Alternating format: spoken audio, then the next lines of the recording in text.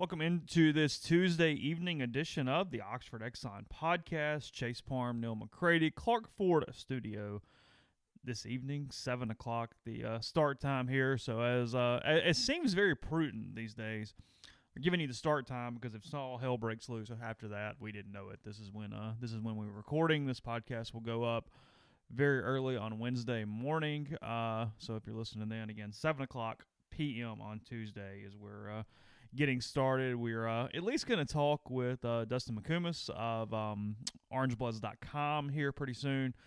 Texas and Oklahoma, very key players in what college football has in store. The Big Ten and the Pac-12 obviously canceling their seasons. The Big 12 yet to make a decision, and the ACC and the SEC currently standing pat and trying to move forward. So that's kind of where we are from a setup here on the show. Is brought to you every single day by the Oxford Exxon, Highway 6 West in Oxford. Use the Speed Pass Plus app, all Blue Sky locations in Mississippi, because when you do that, it's the safest way to fill up. You can pay right there on the app. You don't have to worry about touching the card reader and get on with your day. Also, when you're pumping the fuel, they have the plastic sleeves that can protect you a little bit as well. So take advantage of those different options there at all Blue Sky locations, including the Oxford Exxon. Again, coming to you from the Clark Ford studio.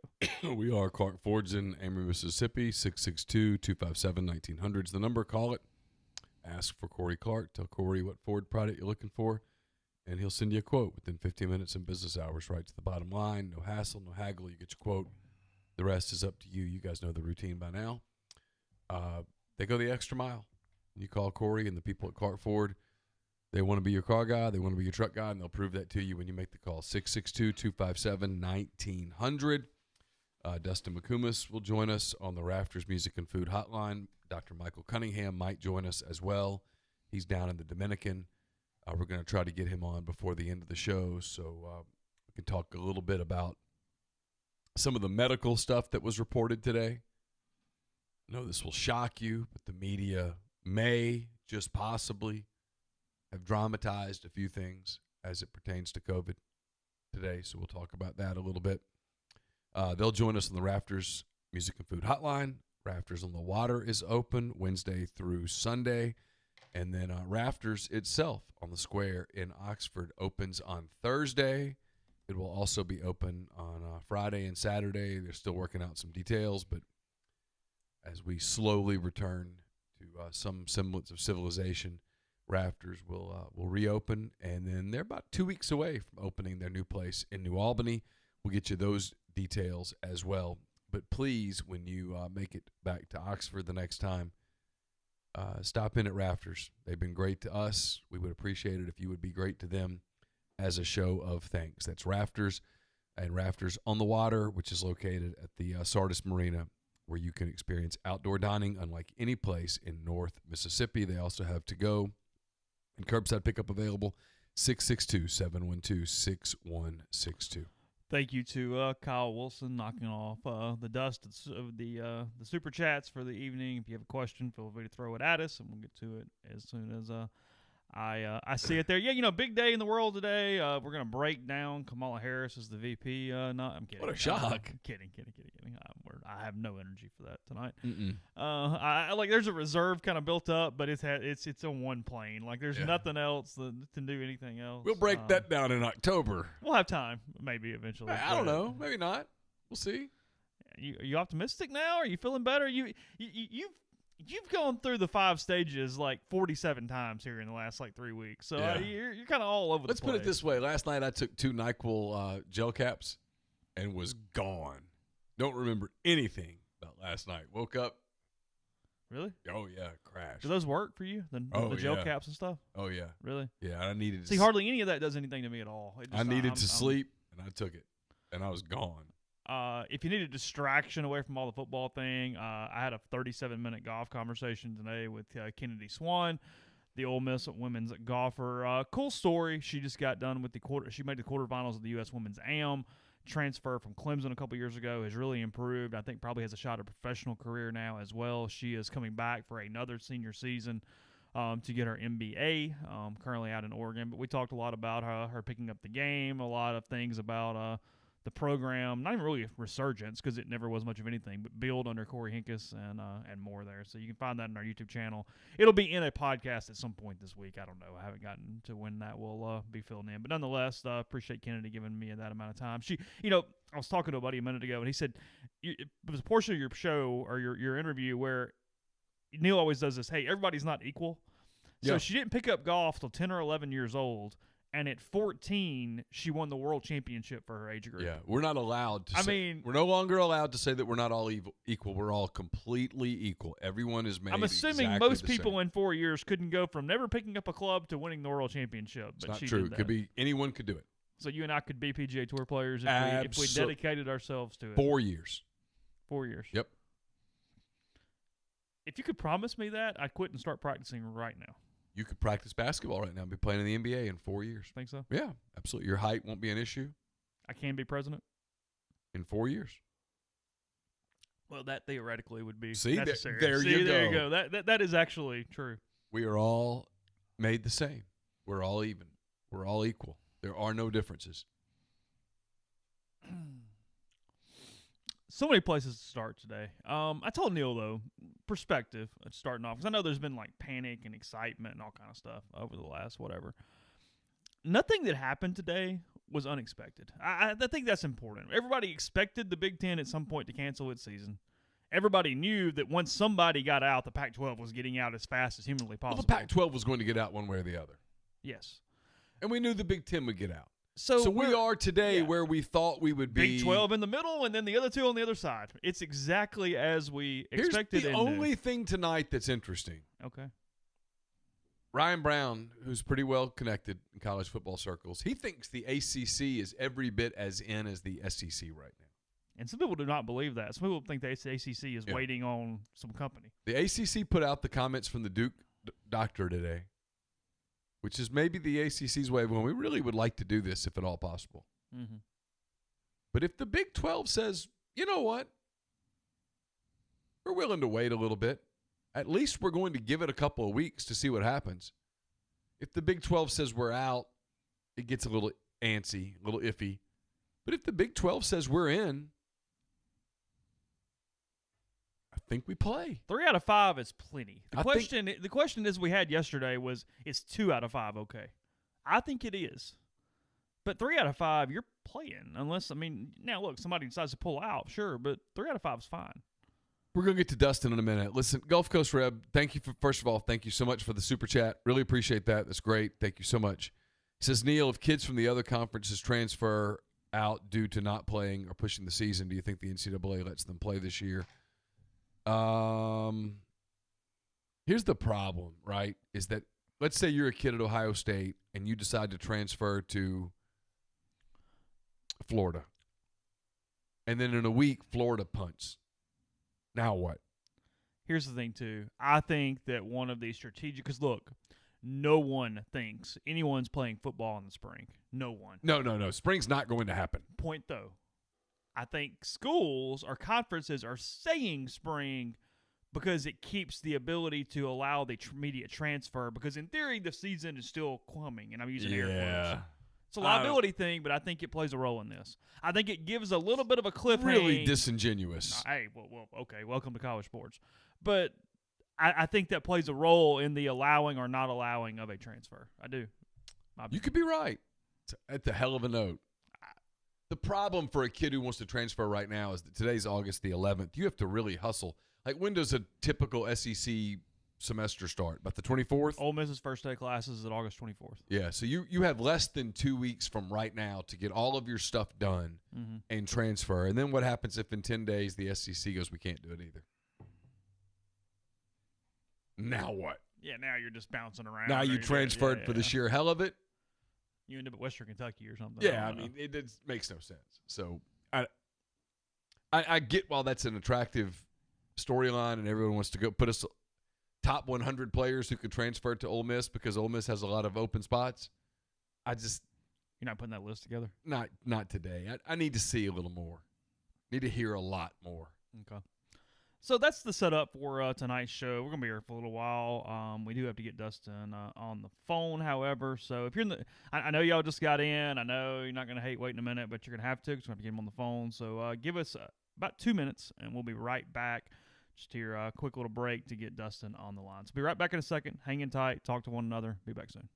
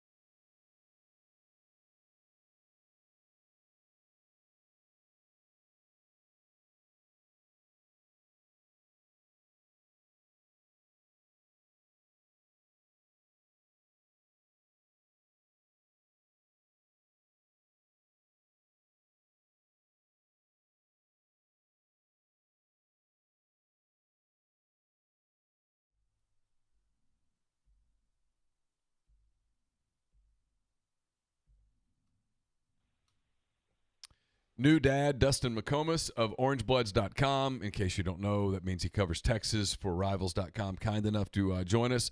First of all, Dustin, congratulations on becoming a daddy, man. That's great. Thanks. Yeah, it's been quite the experience. He was born April 2nd, so right smack dab in the middle of this coronavirus thing when it was starting to reach its peak. So that's been wild to raise a newborn through that, when it's basically just you, him, and mom, and nobody else in the house for a long, long time. But yeah, it's been fun. It's been fun to see him grow and show his personality and things like that. And I apologize if I'm a little out of breath. I just spent some time with Lee and Hainsby on the Peloton, so yeah. I'm a little out of breath. Don't get the guy started over here. She's my girl. I Man. knew I'm going to the wheelhouse right away, but I spent some time with her right before coming on here, so I'm a little out of breath. I don't know whether she does this with you, but she and I have a really special relationship, and sometimes when she really likes what I'm doing, she'll say, "Hey, Peloton, let's go." And I know when she says that, she's talking straight to me, and it's pretty hot, really. Yeah. I mean, there's a rumor that she and that Ben Aldis guy have something, but I don't really think that's the case. The way she looks at me, there's no way there's room in her heart for anyone else. Oh yeah, it's funny when she joined Peloton, my wife was like, "You started doing a lot of her classes all of a sudden." I was like, "I don't know, I dig the accent and the music list. I don't know how to explain it." Yeah, and she says, "What music?" And you're like, it has a beat." It's like I haven't heard of many of them. They play the Beatles sometimes. I don't know the rest of them. All right, so a few years ago, I can't remember when it was, maybe back in a different generation of life, it felt like Texas and Oklahoma in some ways held the keys to all of conference realignment. And here we are in 2020, and I got to be honest with you, and maybe I'm way overreacting, and if I am, just say no, Neal, you're insane. It's 2020, and you've had too much to drink.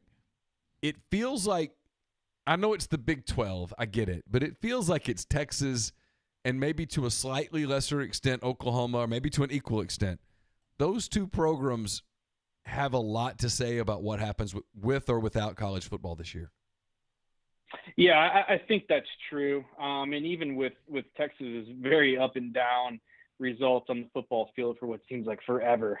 Now, once you go through one Charlie Strong era, it feels like it's been a long, long time. But yeah, even with Texas having its issues on the football field, and Oklahoma obviously doing great things and winning the league consistently, those two teams still hold, the biggest stay in that conference. And it's interesting because you've got an interim president at the University of Texas right now who's barely been on the job, and I believe Oklahoma's president hasn't been there that long as well. So it's a tough time for those two guys to make this. Yeah, he's been at Texas sometime, but he hasn't been faced with anything like this. But yeah, as it goes in the Big 12, I mean, those two programs are always going to hold the biggest say when it comes to discussions like this.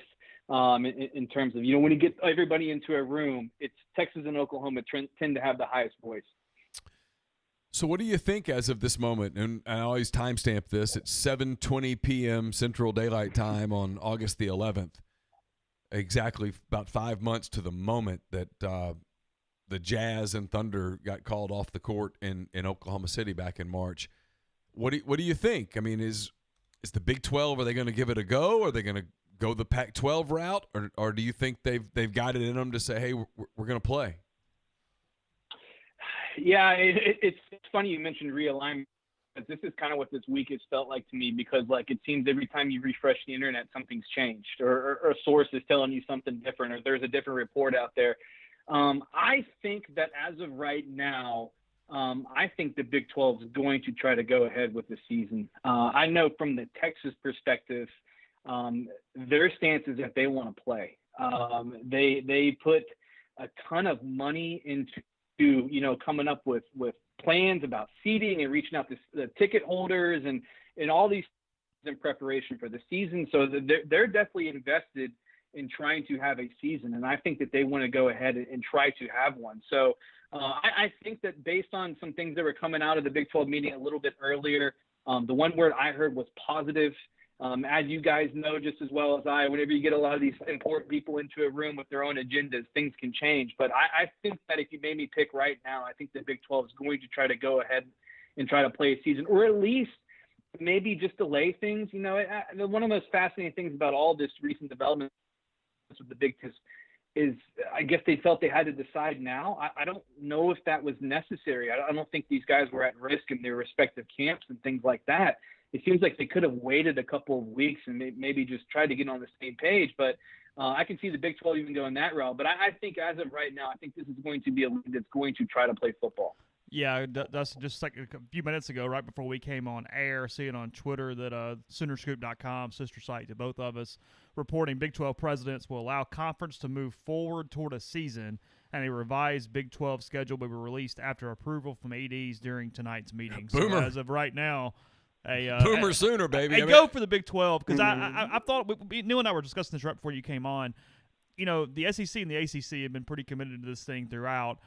It feels like if the Big 12 is in, 3 of 5 is more than enough. That's completely fine. I think 2 out of 5 is probably still okay, but it looks like you get that majority, and you're pretty able to go full systems ahead.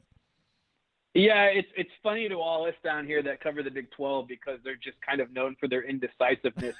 And maybe perhaps taking a back seat to, like the Big 12 and the SEC and things like that. And it's like, all of a sudden the Big 12 kind of holds all the cards here, and everybody's trying to recruit the Big 12 and win them over. And they're just been really good about not being the last to decide things. But I agree with you. I think that it's not a coincidence that it seems like from the reports, the ACC and the SEC really wanted the Big 12 to kind of stick to their guns here, because that majority makes a difference. I think there's some geography aspect with this as well, in terms of, you got the state of Texas, which has multiple leagues in there, and then East and in just the southern area of the United States like that, you kind of have the same geography going on as well. But yeah, it's funny to us. It's like, you want the Big 12 to make a decision that you guys are depending on. Good luck. But I do think that majority is a huge difference. I think it's much easier because if you're down to 2, and you're the SEC and the ACC starting to maybe second guess some things, he's very committed to it. It's tough. It'd be tough to stay on that island. It absolutely would make a big difference. It's one of the things I thought was funny today. People laughed at it, but I thought it was a brilliant play on their part. Was the American AAC, whatever you call it, when they said, "Hey, basically, if the SEC and the Big 12 and the ACC go in, we'll be conference number 4, and we can do a playoff." And I thought, you know what, you crazy sons of bitches, this would be the one year that everybody would go, you know what, you're right, your champ gets in too. Because what difference does it make? I mean, because this whole season now is just about getting the games in. Here's what I'm curious with you about, because you obviously you cover Texas, and it's one of the programs that at times has recruited on a national level. OU recruits nationally. In the event, because we all do this thing in the media where we do this doomsday stuff. In the event where the SEC and the ACC and the Big 12, and in this case the American, whatever, they all have quasi-successful goes at this, how much does this set back the Big 10 and the Pac-12 if that were to happen? And I realize that's a big if. I think it sets it back. It's our Jeff Ketchum earlier today, our publisher at orangebloods.com, he had somebody from the Big 10 reach out that was on a coaching staff and said he already had a recruit tell him that he's not going to consider the Big 10 if they don't play because he thinks they're not serious about football. Now, we can poke holes in that statement or whatever, but that's one top recruit's perspective. And I wonder if there's going to be a lot of guys that are kind of fall into that boat. I think it would hurt those programs. You think about just the, from the recruiting standpoint and the exposure and the things like that. But I don't know about y'all, but I know even down here, if there wasn't a football season, Texas would have to make some substantial cuts. I think they're still going to have to make a lot of cuts to their athletic department, even if there's a shortened season because of the loss in the gate revenue and all those sorts of things. So if that's Texas having to make some cuts, now granted, they spend a lot of money more than they should, but if they're having to make those types of cuts, I guarantee you there's got to be a lot of those Pac-12 programs and some of those lesser Big Ten programs that are going to be in that boat as well, in a really difficult situation if there's no football at all. So you're talking about putting your programs back behind the ACC and the Big 12 and the SEC for, I think, at least a few years. The recruiting element, the financial element. I think undoubtedly those programs would take a hit if these conferences are able to pull this off. Yeah, I agree completely. I'm curious, and I know you don't know this yet, and we hope it never comes to this, but for a program like Texas, if there were no football, no TV, no football, no gate, no nothing, you talk about cuts. Any idea without, and you can speculate all you want. I mean, I'm curious, what do you think those cuts would look like? I think that if you're not a coach under contract, I think you'd be at risk. Whether it's furlough, whether it's layoff, whether it's having your position eliminated, whatever it is, I think that there would be severe cuts. And it's something that hasn't talked about a lot because I think it kind of makes people cringe a little bit. But Title IX would crush a lot of these non-revenue programs when you start having to do the math about ships and things like that. For example, at Texas, the most successful athletic program is swimming and diving. I mean, they win the league and the national championship like every single year. They're awesome. That would be a program potentially on the chopping block for maybe at least a year if you don't have a football season. You don't have all that revenue coming in. So it would be massive cuts, or at least furloughs or people, squeezing down and eliminating a lot of jobs, whatever you want to phrase it. But it would be substantial, even at a place like Texas that brings in a lot of money on a consistent basis. What do you think the timetable is? I mean, obviously there's still some time. Everyone's going to probably get started roughly September the 26th if they get started. What do you think? 2 weeks before people have to, one way or the other, they've got to declare? I would think so. I can't foresee everybody just kind of kicking the can down the road until the calendar hits September. At some point, you got to kind of make up your mind with full pads practices. And, the big thing, too, will be, what's going to happen with kids just in general in all these states when they go back to school, whether it's college, whether it's high school, whether it's at whatever. And, a public university like the state of Texas located in Austin, they're going to definitely take at least a little bit of their cues from what the governor is saying and all those sorts of things about what's going on. So I would think a couple of weeks, you get a little bit deeper into this, you start to get closer to bringing, whatever you're going to do from a campus environment, whether you're bringing guys back or doing online classes or whatever, high school's opening back up in September. I think a couple of weeks, or probably before the end of August, you got to make up your mind, say, okay, we're going to try to go for this thing. Because, like you're seeing in Major League Baseball right now, it's hard to ramp up and ramp down whatever the sport it is, especially you're talking about 18 to 22-year-old student athletes and their well-being and all that sort of stuff. So I think that you got to be committed by the time the calendar flips to September if you're going to go for this thing or not. Last thing on this series of hypotheticals that I'm asking you.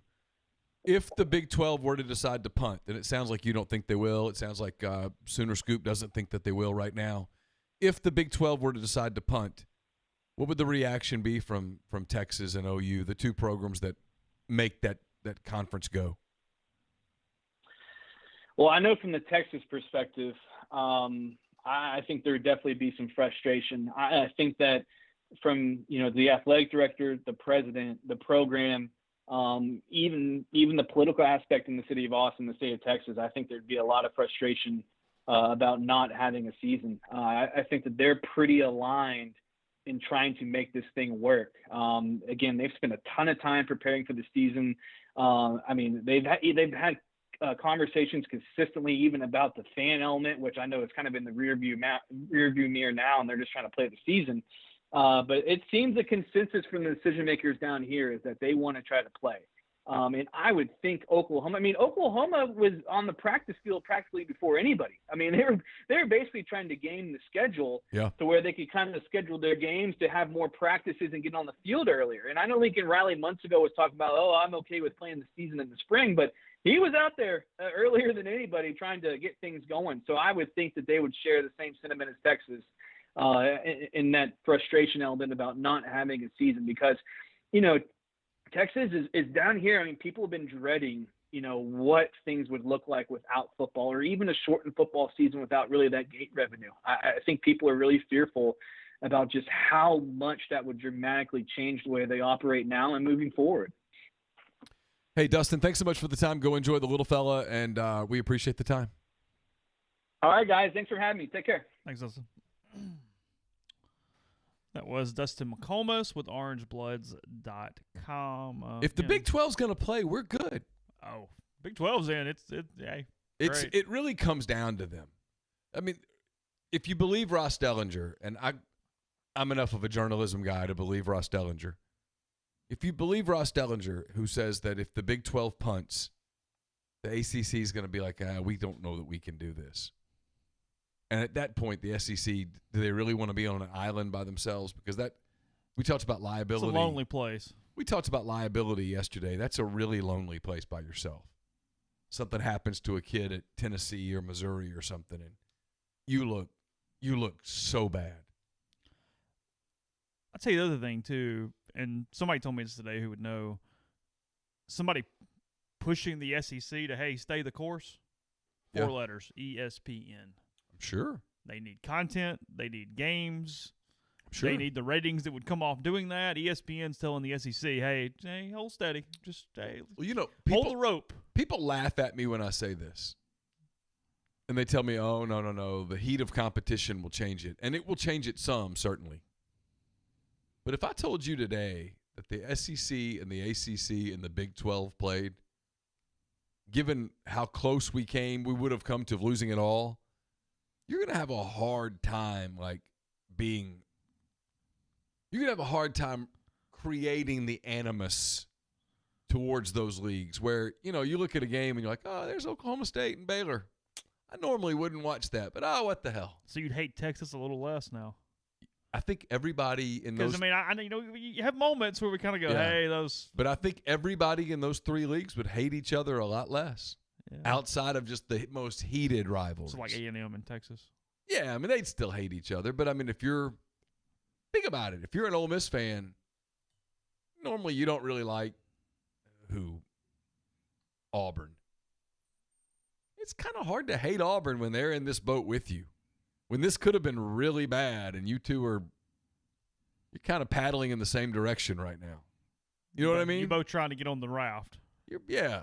I mean, it's like, Was it a door in Titanic? Was it a door? It was a door. It was a door. There was room on that door for both of them. Absolutely. She wanted him to die. Oh, you think she wanted him to die? I just think she was like, I'm not getting off this door. I'm cool. I mean, you die, and I'll tell some crazy story in a few years and get rich. A few is in 92. Whatever. She mourned so much that she remarried and had a bunch of kids.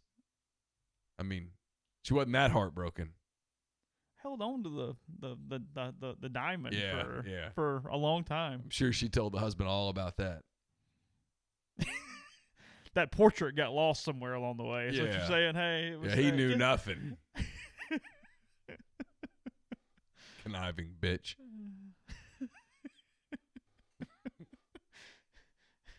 I mean, really a movie villain when you look back at it. I mean, anything just opposite of Jenny and Forrest Gump. I mean, yeah. She could have saved Jack. Instead, Jack dies. She has some 60-year love affair with some other cat. Has a bunch of kids, grandkids. Give me a break. Well, she was in it for the money from the very beginning. I know. With the other dude. I know. She's an absolute tramp. I mean, why are we celebrating her?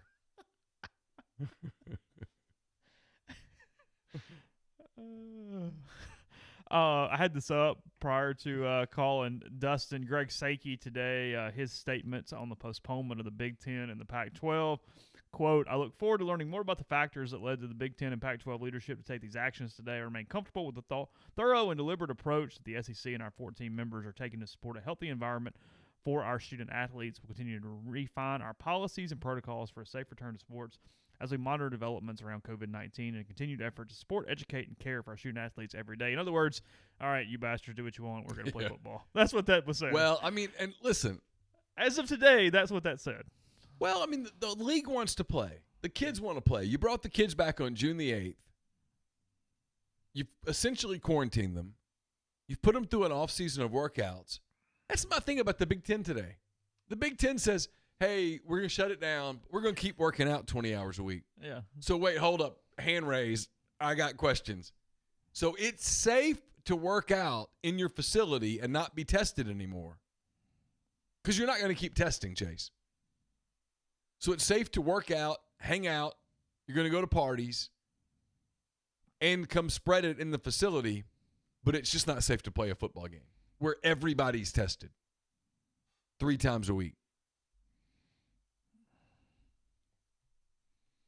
I'd have so much more respect if they said, this is not safe, go home. Everyone.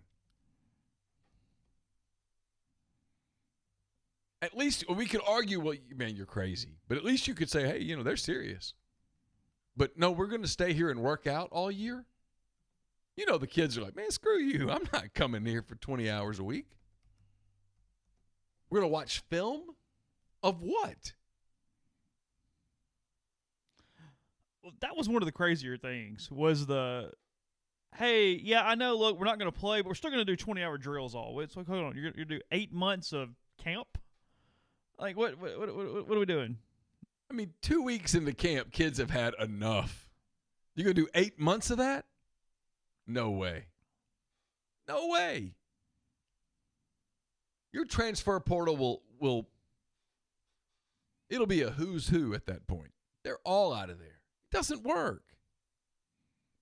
It's insane. Explain the logic to me. I want logic. Because there's only one possible thing. It's either it's safe to play and let's play, or it's not safe to play and let's shut this thing down. Either one of those, I'm like, well, I mean, logically, I guess I can get it. If your doctors tell you it's just not safe, okay. Shut it down. Lock the doors. Here's a resistance band and a workout video. Good luck.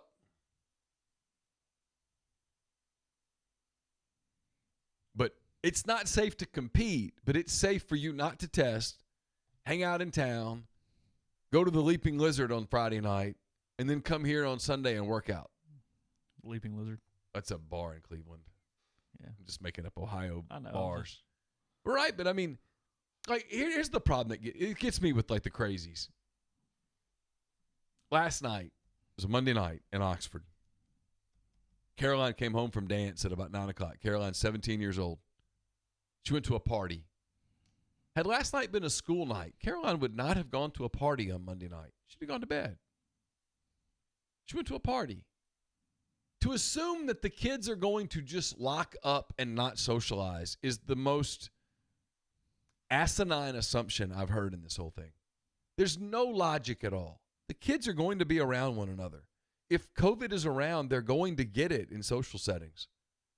Having the players in your football facility with everybody tested is a far safer environment than out in the general community 7 days a week. It is.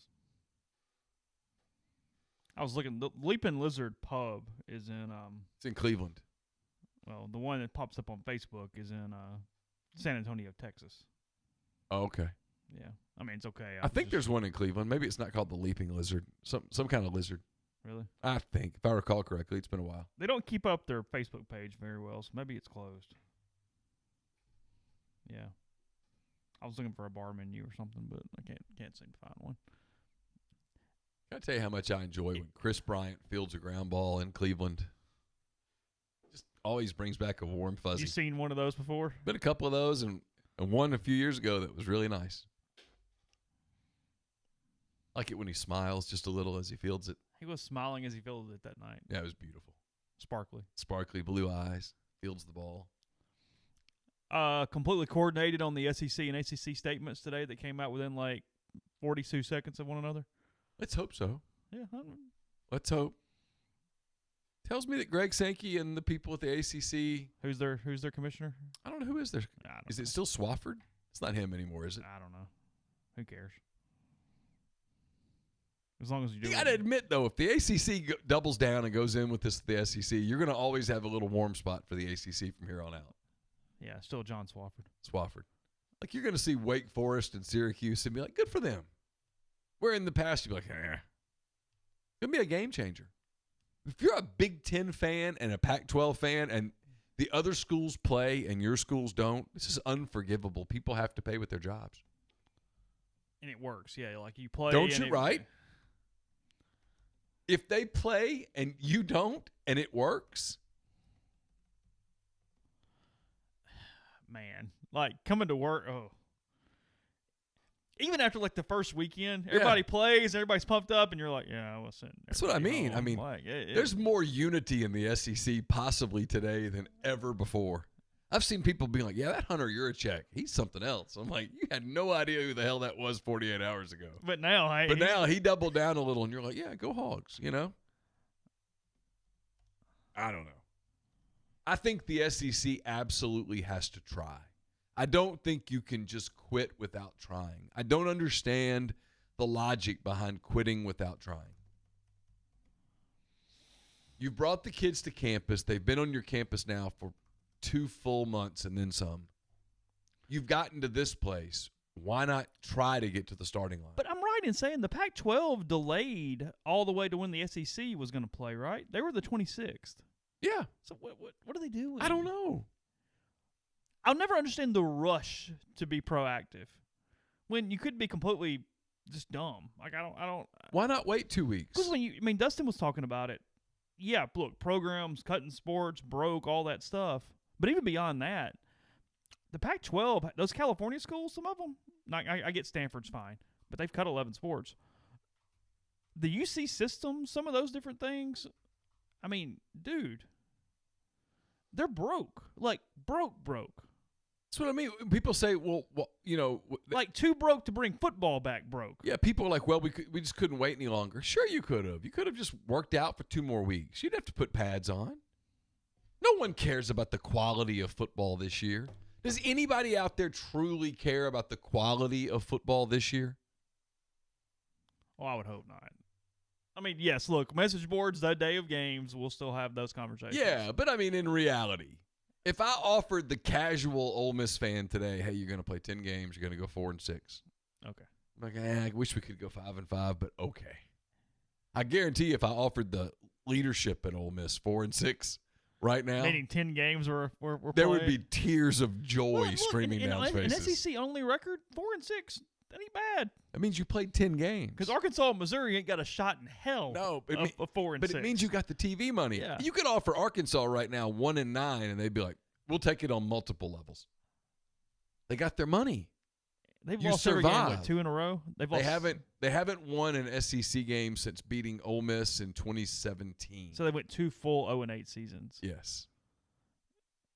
It's been a moment. And they're probably going 0-10 again. It looks like it. But right now, they would rather take that Well, I know, I agree. I'm just saying. than going 0-0. 0-0 means debt service. 0-10 means you got your ass kicked, but you got your money. You did get paid. Kirk Ferentz, the only person I've seen so far even trying to play in on the joke that there can be a spring season. That's not happening. I think we can do anything we want if we do it intelligently. It's totally doable. We may be playing in some colder games. We do that anyway in December. It will be a different approach than ever before. You can't play 2 seasons in 9 months. Period. No. The kids aren't going to do it. Don't be football coach The today. kids aren't going to do it. Urban Meyer even today was asked about it. Oh, and guess who agreed with him? Who? In the Big Ten? No, just the reporter. Oh, Dan Wolken? Yes. Yeah, of course. Well, there you but see, go. this is the ultimate contrarian because if it's a coherent, intelligent thought, he just goes the other direction, no matter what it is. Because this is so dumb. Dan's probably a Dan little comes in frustrated. today and goes, "I don't get the defeatism going on with the spring. Just be creative." It's like, no. Here's the problem: if everybody else said, "Hey, we can play in the spring," Dan would go, "Hey, that's against the player's ability to recover. Can't do it." It's just yeah. In so many ways, quarantine for him is a common thing. Quarantine for a long time. Okay. They can't play football in the spring and then turn around and do it in the fall. No kid's going to do it. Urban Meyer was asked about it today on the Big Ten Network and was like, no, non-starter. You're going to make kids play 10 games, March, April, May, get 2 months off, and then, hey, fellas, we're back into training? No. And people go, well, they have spring football every year. Yeah, it's 15 practices, typically 2 scrimmages and a watered-down spring game. And the best players are held out. And look at the spring game. Look at the Grove Bowl most years. It's like, how fast can we get this done? That's not a real game where you're playing 60 minutes. You have running clocks, and it's not the same thing. No way. No chance. No chance.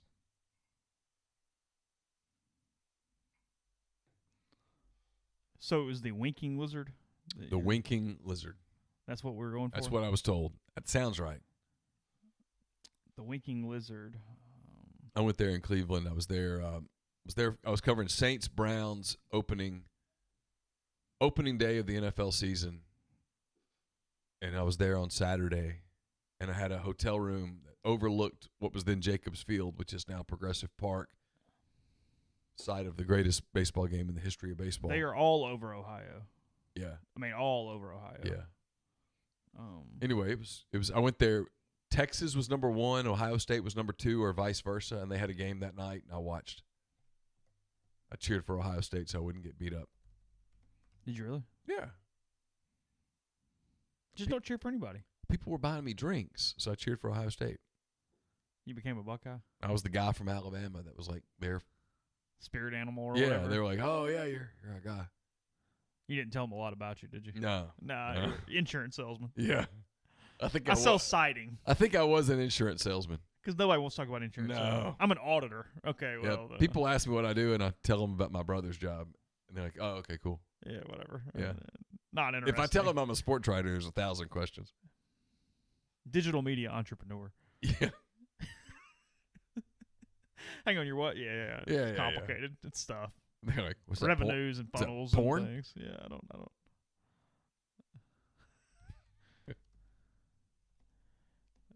Oh God. Anyway. Yeah. We can ask Russell what he gets at the Winking Lizard. They got one in his town. Get one in Dayton. No, where's he? Akron. Akron. Not Dayton. Not Akron. Dayton. How could I forget? How could I forget? He can look it up on his computer. nice. I'm being nice. Are you? Yeah. They Georgia Tech's in the ACC. They do wings in 5 and 10 packs. Like, shouldn't wings come in half dozens and dozens? Yeah. Something about that bothers me. Wings should be 6 and 12, not 5 and 10. I agree. I don't know, like, Because you want to order a dozen wings. yeah, I don't want to order 10 wings. I feel like I'm lacking the 2, and those 2 are very important. Are you a boneless wing guy at all? Or do you need the No, bones? that's called a chicken nugget. Which we've established adults really shouldn't eat, like chicken nuggets. No, that's for kids. You can have a strip. Yeah. Chicken strip is fine. Do you like the drummy or the flat? the flat? A drummy. No, I'm. Oh, team- really? Oh, yeah. Not even Oh, close. I love flats. Really? Oh, yeah. No, 100%. If they're cooked drummy. right, because they come right off the bone, it's fantastic. No, 100%. 100%.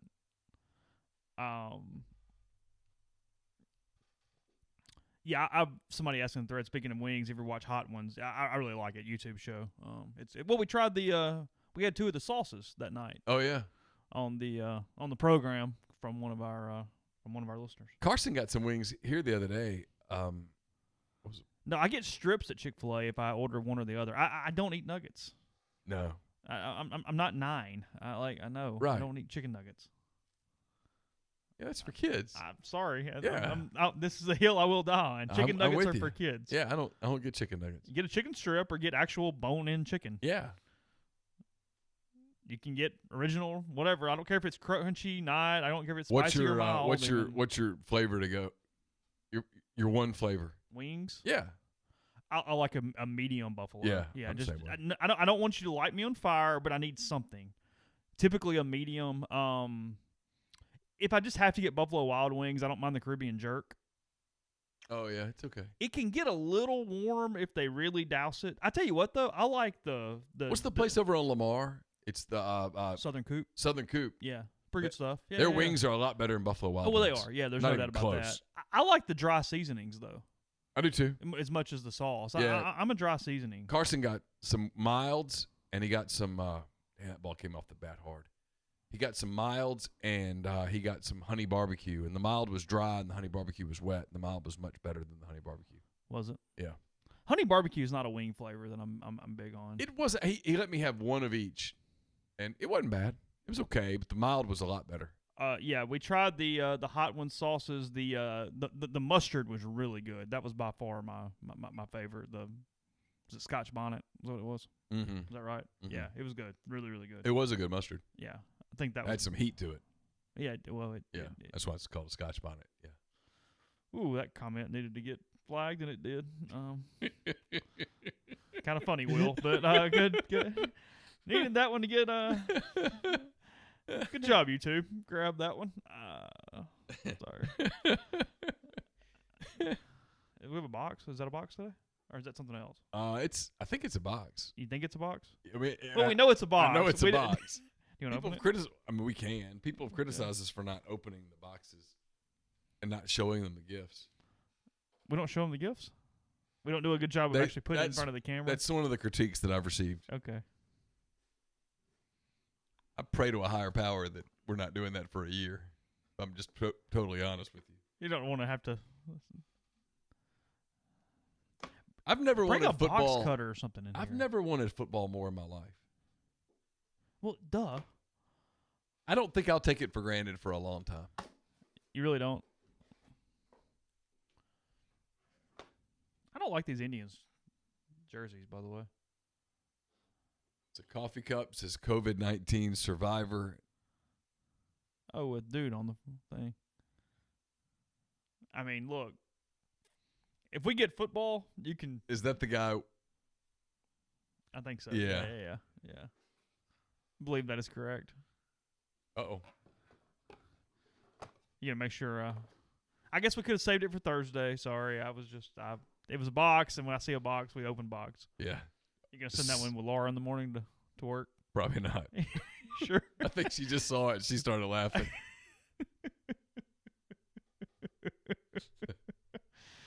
Oh, gosh.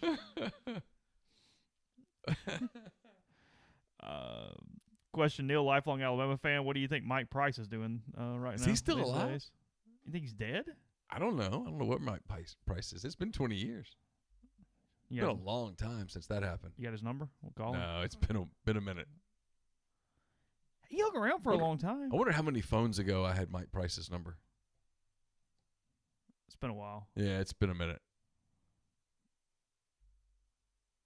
He's 74. Oh, okay.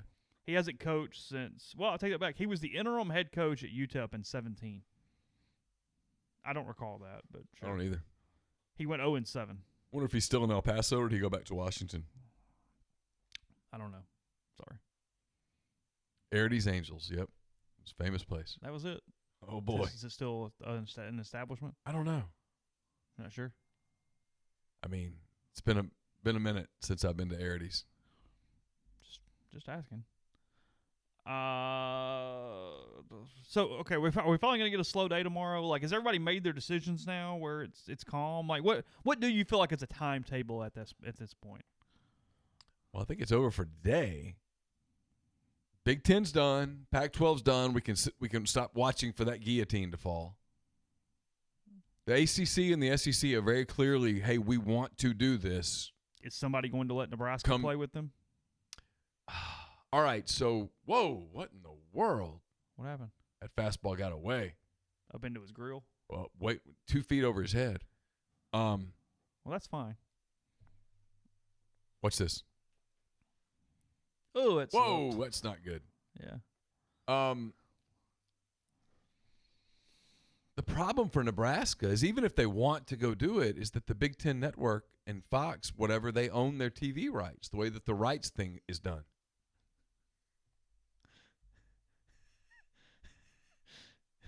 Read your text. Oh. Sorry, go ahead. I got distracted.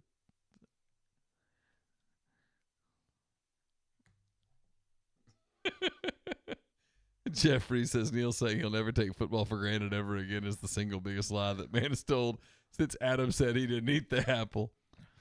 Take one 820 kick at night for Neal to go, you know what? The hell with it. Yeah. I'm done. Well, 2 820 kicks. Okay. The first 820 kick, I'm okay.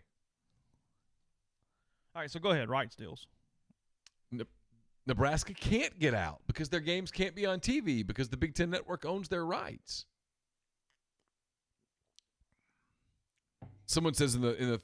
Leif Leif says, wouldn't they just own the home rights? I don't know. That's a great question. I mean, there's so many things that have. But just meaning the Big Ten would get the money from the I don't game? know. I don't know because that's so many things are coming up that we didn't ever foresee. Like I told you the other day on Sunday, I wrote the 3 first words in 10 Weekend Thoughts were I don't know. There's so many things that come up that the first answer is I don't know. We've never done this before. I don't know what happens with TV rights. I don't know whether the rights are voided because the Big Ten said you can't play, and they said yes we can. To me, I don't know. To me, there's legal maneuvering that could go on because the Big Ten is not giving them a chance to play. It's not you deciding I don't want to play with them or deciding to do something different. It's you just trying to do what you normally do, and the league telling you there's no place for you. Doesn't that remove? I'm not an attorney. This is something that, I mean, we talked about. Guy from West Virginia here calling. We talked about what are we going to talk about over the next 3 weeks. Well, things like this, we'll start asking questions, I guess. I don't know.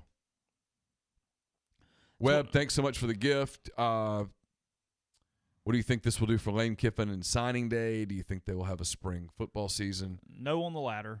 No spring. I don't see it. What does this do for Lane Kiffin? If the SEC plays, it helps.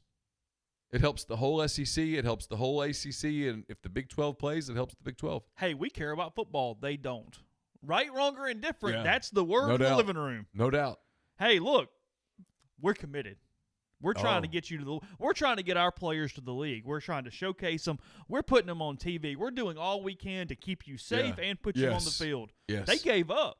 Their league won't even play. Yeah. Oh, it's a I like those coaches over there. And look, Mario Cristobal's a good dude. But James Franklin called his agent today and said, "Get me the hell out. Get me out." Yeah.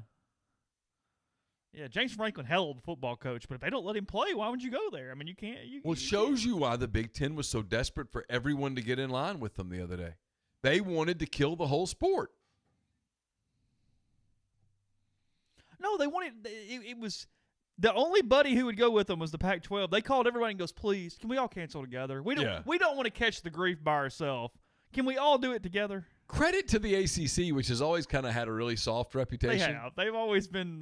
The ACC's kind of like, you know what? This Clemson thing's been sort of fun, and we're not ready to quit yet. And here's the other thing about the ACC. You can't play basketball if you don't have football. It's one of the reasons in the Big 12, and I should have mentioned this to Dustin. During the Big 12, Kansas is kind of going, hey, I know we suck, but we'd like to play basketball. We fill up our arena. And there's no COVID cases here. Yeah. So let's play. Let's do this. Come kick our ass. Yeah. We do have y'all like Les. Let him coach. Everybody likes Les.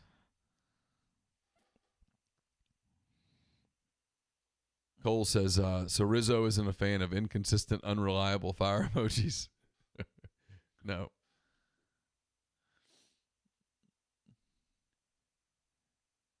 The Black Lab literally backed up. Like, I know we talked about this last week, but the dude backed up. He backpedaling. Yeah. It takes something. Rizzo's like, no. And Rizzo likes everyone. Like, you come here, and he's like, hey, what's up, Chase? And he comes in, wants to visit. Yeah. He wags like everything. Yeah. So he's like a bull in a china shop. He Yeah. starts knocking over shit everywhere. The Chargerettes come over, and Rizzo's like, I want to be part of the team. Somebody else comes over here, and he's like, nope. Something's wrong. Bad vibe. I mean, dude needed to come like a biscuit in his pocket or something. Like, needed. I'm not even sure that would have worked. I don't really. He could have brought a ribeye. I'm not sure it would have worked. Rizzo had a look on his face like, I don't think so. Yeah, Ryan Day cannot be a very happy customer today. No, if you're a Big Ten coach and you've asked your kids to work out all year. Ohio State just put that video out yesterday of the fifth-year senior. Did you see that? Telling the guys, hey, this is the year that we gotta, all that matters to me is this. And a day later, you take them off the field and go, you're done. I mean, you make all the Jim Harbaugh jokes you want. Jim Harbaugh's post the other day was dead on. You can call him hokey and you can call him whatever, but everything that he wrote in that post was hard to disagree with. His kids want to play. Those kids have worked out all summer in Ann Arbor. In many cases, they've given up their social lives. They've given up seeing their families. They've socially distanced. Why would you do this to them now? Why did you not do this to them on June the 25th? And just said, hey, fellas, it's not going to work. Why get to this place? Get out, Jason. That a boy. What's the score? 6-0 Cubs. It looked like they were merry-go-rounding a little bit. Why not do the best record in baseball? No, but one of the better records in the National League. Okay. If they win tonight, they'll be 11-3. That's pretty good. Yeah, but why not do that? Why not do that in? Don't do it on August the 11th. Do it on June the 11th. Why not tell the kids on June the 11th we can't do this? Forget all the Michigan hatred for a minute. If you're play for Michigan and you're Jim Harbaugh and you've asked these kids to do this and do this and do this and do this and they've done it, and now you've got to look them in the eye on August the 11th and say, no, you can't play. It's a hell of a effing note, man. I mean, all Big Ten jokes aside, that's a hell of a note. You're Pat Fitzgerald at Northwestern today and you've got to tell your kids that? And when a kid says, why? What is your answer? It's not safe. So it was safe for me to be in here for the last 2.5 months, but it's not safe now? Forgive me, Coach, but that's bullshit. It's more than fair. I don't blame Jim Harbaugh and Ryan Day and all those people for being pretty pissed off. We can make all the Big Ten jokes we want. I'll make them too because it's funny. But at the end of the day, it's not funny for the kids. The kids are pissed. Like Justin Fields just put the SMH tweet out today. I don't blame him. He spent his entire summer in Columbus getting ready for a season that got taken away from him for no reason. If you had told him on June the 10th, hey, it's not going to work out, he could have transferred someplace. Or, Chase, he could have bailed and signed with an agent and trained for a year. Why did you make him go through all that? Nothing changed in the last 72 hours. Nothing changed. And when they do that's why I'm hoping we get to talk to Dr. Mike. They do we found out about this heart thing. Medical people are like, that's that way with everything. It's that way with flu, with pneumonia. Of course, anytime you have a virus, there's some inflammation. Yeah.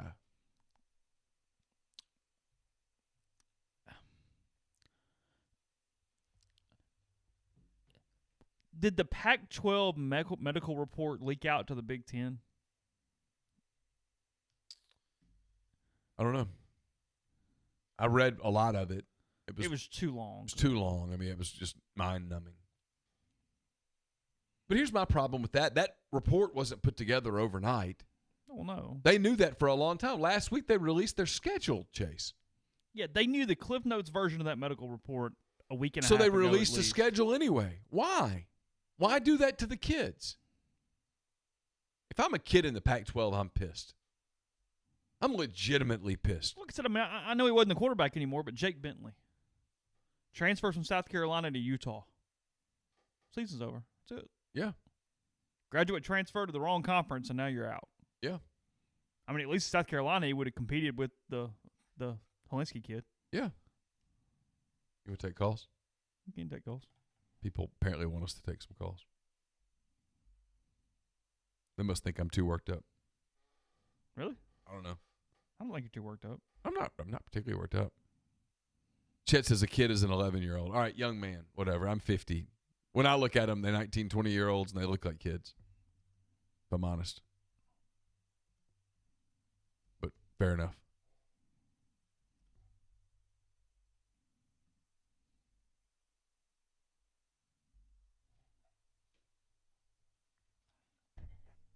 Matt says, what's the deal with some of golf Twitter getting bent out of shape with F-bombs?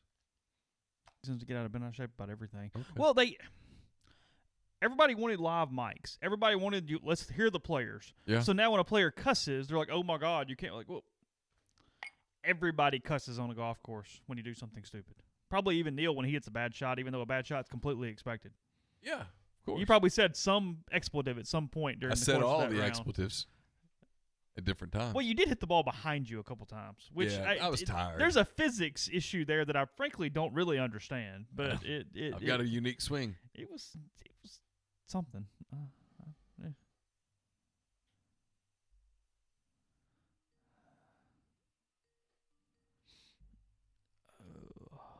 Unique swing. That's one way to put it.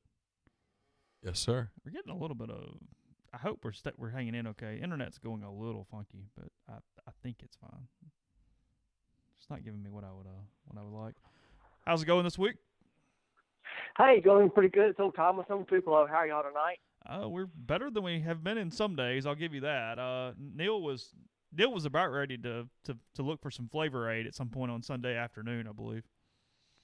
Well, I just poured my bourbon and Sprite over here, and I just got online and started watching your podcast, and I heard a line from you guys, and I paused it immediately, and I was like, I got to call you. And then, of course, you open the lines up, which is great.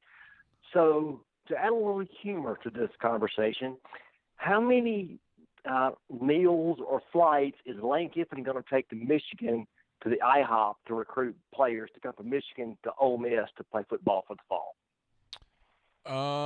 My guess, I mean, I get the joke. My guess is none. I don't think there's going to be enough time to do that kind of thing, and I just don't think that's realistic at this point. I could be wrong, but I don't think the Big Ten's going to expedite that. I don't think the NCAA is going to allow it, and given the fact that the SEC isn't 1,000% committed based on what Sankey said today, I think that's really unlikely. You think you're, like we opened the show with, running into the issue where if you transfer and then potentially it doesn't work and then you go from there and you're stuck at Yeah, school. I mean, if you're a kid at Michigan and you transfer to Ole Miss and then a week from now the SEC punts, that's not what you meant to do. Yeah. So my gut feeling is that's not a factor. Yeah, I lost. Yeah. You there, Thomas? I I think he thought we hung up, but I was declining another call, so so appreciate the call there. I did not. Way to go, Chase. I didn't hang it up. Yeah, sure. You want to run the board? No. Okay. Michael Adderholt. Michael, thanks so much for the gift. Really appreciate it. He says, big thanks to the Peloton Don and Chance the Yapper for all y'all do on this podcast. Enjoy listening, watching every time y'all go live. We really appreciate it. We are really hopeful that we are going live a lot this fall. Peloton Don, that one's kind of new. Yeah, it's not bad. That's not terrible. It's not bad. Who are we talking to? Hey, this is Mark in Columbus. How y'all doing? How are the bars around the Columbus area tonight? People are a little bit. Oh, like I up there, can't seriously. imagine. Because, look, this is an SEC operation up here. It slums in the Big Ten, but it's an SEC operation. Sure. It's a high-level SEC operation. And it's the first time since 1899 there will be no Ohio State football. First time since when? 1899. Oh, yeah. They played through World War II. They played through World War II. They did. Okay. And my thing is, I would consider Gene Smith to be one of the 2 or 3 most powerful athletic directors in the country. And why wouldn't he go into that Big Ten meeting? And because I know Gene likes to be on his committees and stuff. And look, I'm not an Ohio State fan, but I know the program pretty well. He likes to be on his little precious committees, but this was the time to go in there and be a bully. And he didn't do it. And they have a new president here who's not even been installed yet. I don't think she's getting off to a very good start, to say the least. Yeah, that's the thing. Like, I don't know how. I mean, in all honesty here, I don't know how you keep your jobs if you didn't at least come out. I know they did a little bit, but much more forcibly come out against the decision and just fight it. Because if nothing else, I mean, you're not beholden to the Big Ten. You're beholden to your constituents and to the university and to the athletes and whatever. I mean, I feel like you've got to raise hell if you're Ohio State. You guys, can I interrupt both of you guys for a minute? I'm going to read something to you because this is what blows me away. Would you all agree that Ohio State and let's say every other Big Ten school has better testing protocols than the Tennessee High School Athletic Association? Absolutely. We're willing to go on that. Tennessee tested, the state of Tennessee, guys, tested 65,290 athletes. Okay? They tested 278 were positive. 278 out of 65,290. Then they did contact tracing. How many of those would you guess were traced to practice? 4. That's a great guess. You're exactly right. 4 out of the 278 were traced to practice. Would you care to guess how many of those 4 young people have passed away due to COVID? 0. Mark, you win the big prize. We will get the prize to you in the mail. You are you're the grand prize winner today. If you were on the Bozo the Clown show, you would get a $100 bill and a new bike. Well, I can't. Unfortunately, I can't give that prize to the Cleveland Indians to try to make this a baseball game. My God, they've had some internal issues with 2 pitchers breaking COVID protocols, considering another member of that staff is a leukemia survivor. Yeah, Carrasco has to be furious. They've had some internal strife. But you see what I'm saying? I mean, if you're a Big Ten school and you've got all the protocols that you have going on, and your president's determined that it's just you can't do it, it's just a hell of a note. I mean, the kids have to be asking why. And all those Ohio State, former Ohio State players that are all over ESPN, they're livid. I heard one tonight, Bobby Carpenter was bringing up this commissioner of the Big Ten's history, how the NFL was trying to get rid of that guy. He's a look-at-me lawyer. And, I mean, you don't think they'd kill to have Jim Delaney right now as much as he was booed every time he passed out a trophy at the Big Ten basketball tournament or the Big Ten championship. He was loudly booed. They'd be cheering him like crazy right now because he wouldn't do this. Oh, there's no question there's no question Jim Delaney is right now going to thank God I retired. And I always wanted your opinion on this. How would Mike Slive handle this? You think he'd be doing the same thing Sankey's doing? Yeah, at this point, pretty similar. You got to give Sankey a major A on this so far. He backed up the schedule, which bought time. And even when the Big Ten and the Pac-12 said we can't do it, he said, "Well, you know what? I mean, I respect that, but I'll learn more. Blah blah blah. But we're going to keep rolling." He hasn't committed and dove in where he. Here's the thing that ultimately comes down to this. You guys tell me this. Can these leagues withstand what's going to be a media backlash? And it's absolutely going to be a media backlash. And can they take the risk? Can they accept the risk and accept the media beating that they'll get from the kind of elitist media that says, oh, no, you just can't play? Because shutdown media is strong. I watched ABC World News tonight, David Muir. We are all dying, I mean, in the next 2 or 3 days because of this. This thing is scary, y'all. A dog died in North Carolina, and they think it may be of COVID. We have got to shut down. I'll say Ohio State's got at least 3 players who had strong considerations of entering the NFL draft last year, one of whom was a projected first-round draft pick, a cornerback named Sean Wade.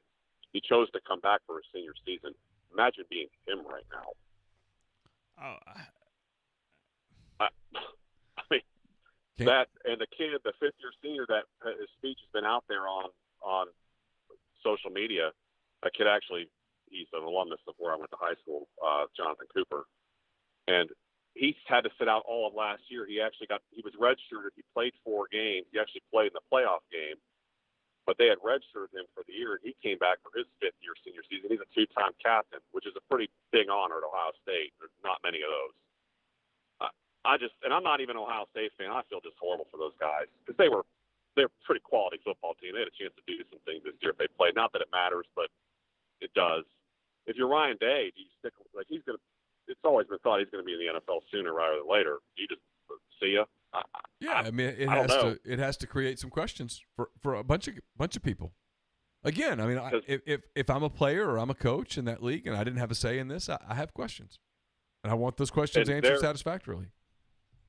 Their Buckeye Twitter people are saying just this is going to kill recruiting. This is going to kill everything. Yeah. We should join the SEC. We should do all that. I mean, just live it. Well, I will say this, and Mark, thanks for the call. I really appreciate it. Thank you, buddy. I will say this.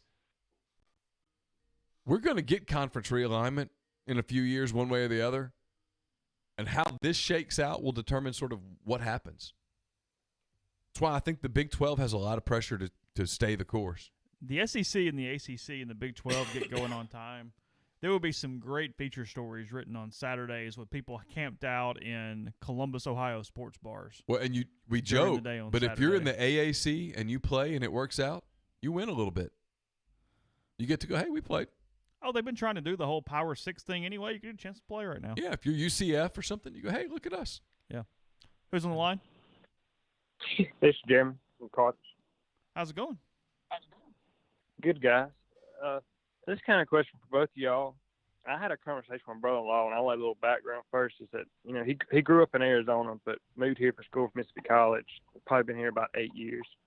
But what percentage do you really think that people don't grasp financial ramifications from those sports? Not in school. And this is a trickle down effect because I got when I contacted him today. He really didn't even understand. He just thought colleges and everything else. He didn't really even think about the other.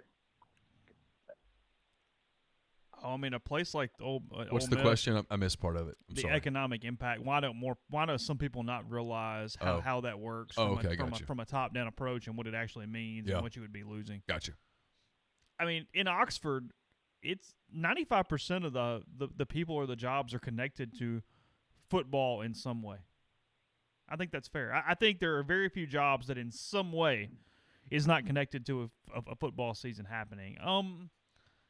It's not simplistic. It's just somebody who doesn't have to potentially rely on it. It's, you know what I mean? Like where it's hey, you're far enough away from a college town or from an ecosystem, if you will, of a university where yeah, your job's not affected, and yeah, you not get to watch it on Saturday, but you don't really understand the trickle down. You don't understand the way that it's impacting not just teams or universities, but communities and towns and cities. I mean, and in places bigger than Oxford. I mean, I was talking to somebody today who said, think about it, if they don't get to play, what this does to Lincoln, Nebraska over the course of a fall. I mean, we're talking severe economic damage. Yeah.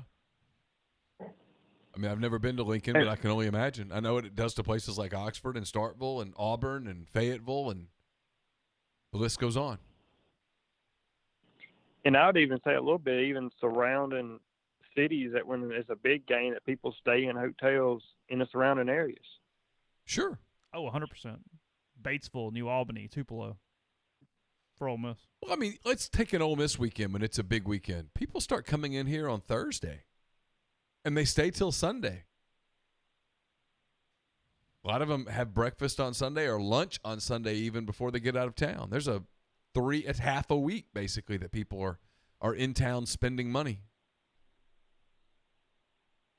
I mean, you ask Oxford locals, and Oxford locals will joke about it. They're like, on a home weekend starting on Thursday night, we give up the city.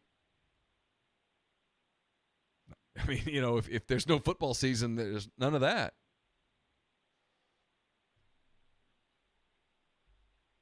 Now, I was just talking to him today, and I asked him, do you not realize he was all against school. He's all against school going back. He's all against sports happening. Says it's ridiculous. I asked him about the income. He said, well, the coaches are going to lose some money, a little bit universities. That's pretty much it. That's all he understood. Yeah, it's just a simplicity. It's a lack of getting it. Because it's top to bottom. It affects everybody in some way. All right. Appreciate y'all guys. Absolutely. Enjoy the show.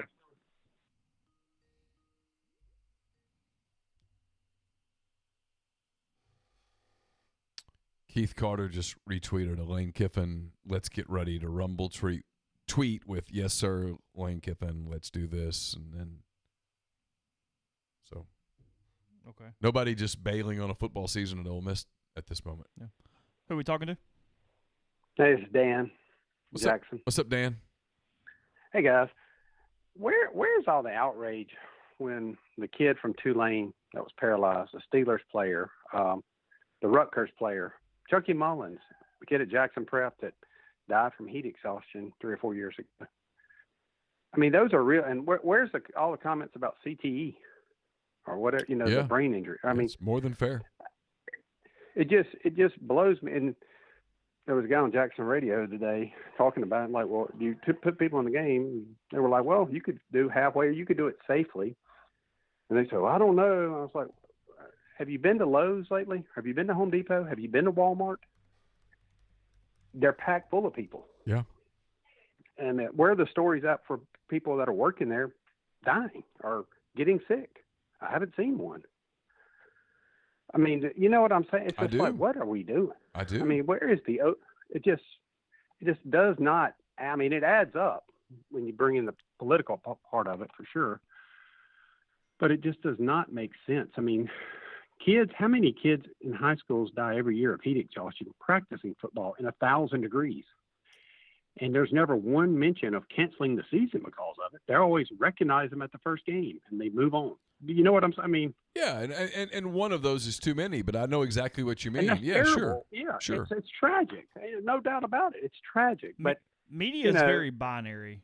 They really can only focus on one element at a time. It's not a very complex deal. It's hey, we're gonna do one and then we move on to the next and the next. And it goes deeper than that, Chase. It goes deeper. You're right. It's not even media. Well, you're right. But it is media. But this is media. It is media. This is media. This is media, and the media right now is focused on narratives. Mm-hmm. The media gets locked into narratives. I tweeted this tonight, and it pissed off a bunch of people. It also made a lot of people happy. But David Muir on ABC World News tonight's very serious. I saw that. Tonight, when we come back, a dog in North Carolina has died, possibly of COVID.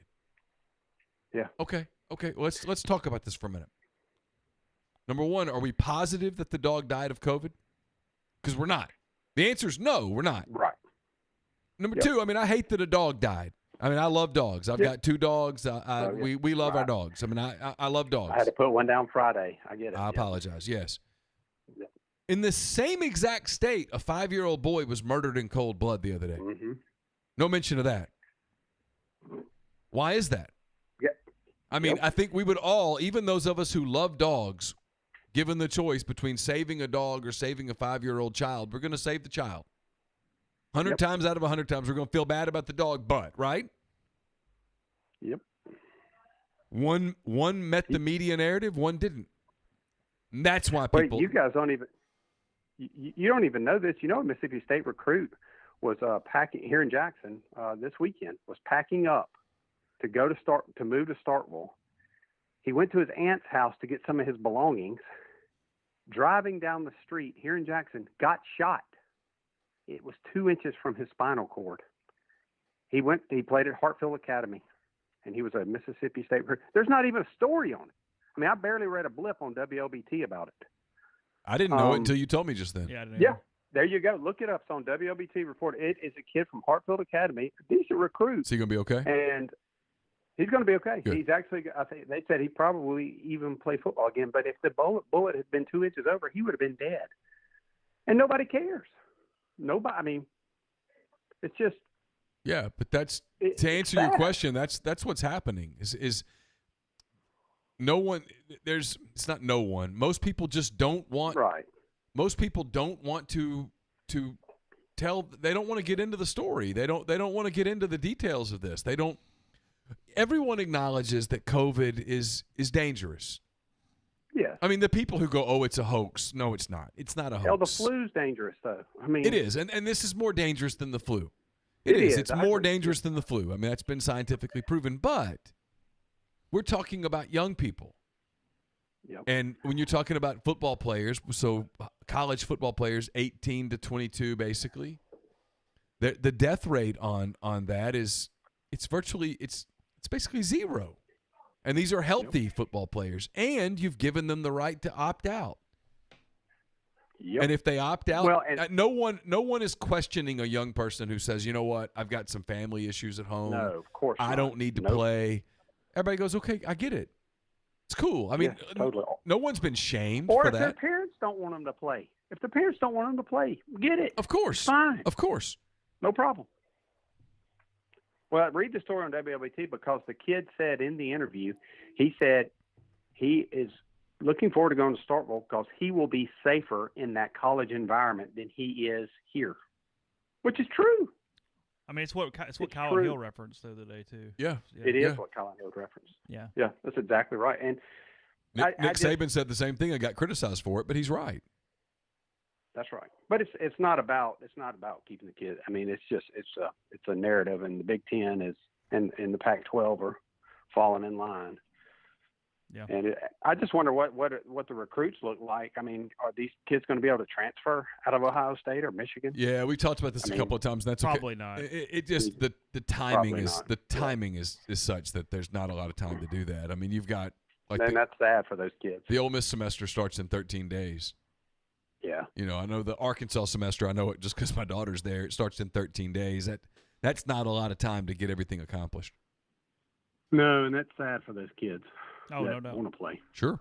I mean, that's agreed. Anyway, all right, guys. But look up that story on WLBT. I will. It's ridiculous that it's not being reported. Thanks, guys. Thank you.